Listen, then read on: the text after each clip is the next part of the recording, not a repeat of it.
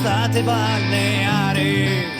Il nuovo video di Matteo Del Puppo è già virale, con migliaia di visualizzazioni in breve tempo. La parodia stavolta è quella di uno dei brani più famosi degli Articolo 31, Italiano Medio, ma nel video di Del Puppo, al posto dei Munchies della serie televisiva, protagonisti sono i video che gli agricoltori hanno inviato a Del Puppo a testimonianza della dura vita nei campi durante l'estate, mentre tutti pensano alle vacanze.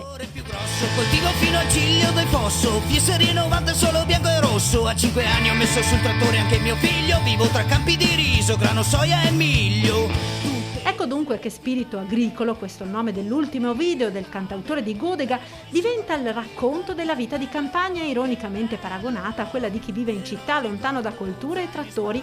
Un testo divertente sulle note del più celebre brano degli Articolo 31, ed è già un successo. Faccio la DM